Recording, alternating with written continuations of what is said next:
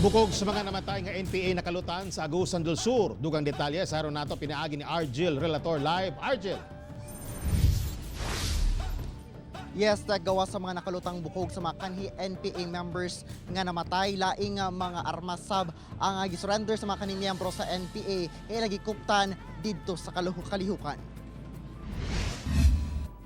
Pinaagi sa impormasyon sa mga NPA surrendery, nakalutan sa mga otoridad sa hilit nga bahin sa Agusan del Sur ang bukog sa duha ka mga NPA members nga namatay. Nagiilang sila alias Kaal nga taga Quezon Bukidnon ug si alias Kadupe nga taga Cagayan de Oro City. Nanawagan karon ang kapulisan sa mga nawalaan ug kabanay sukad 2017 nga makig-alayon kanila aron maila ang mga namatayng NPA. Gipresenta sab sa PRO 11 ang mga gisurrender nga armas sa mga kanhi NPA members.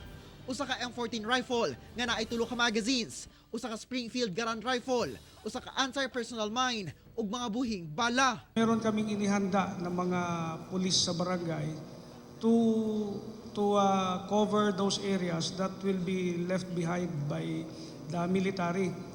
Si alias Tiger nga nahimong political instructor sa Front Committee 88, nagtug-an nga daghan pa ang buot mobalik sa sabakan sa balaod.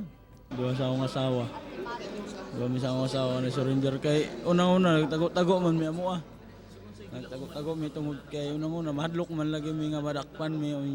Nakatakda silang ipailawom sa Enhanced Comprehensive Local Integration Program kun ICLIP aron matabangan sila nga manginabuhing gawas nun sa impluwensya sa NPA. Padayon karon ang panawagan sa mga otoridad sa mga nahibiling NPA members nga mo surrender na. Tek. Okay, daghang salamat Argel Relator.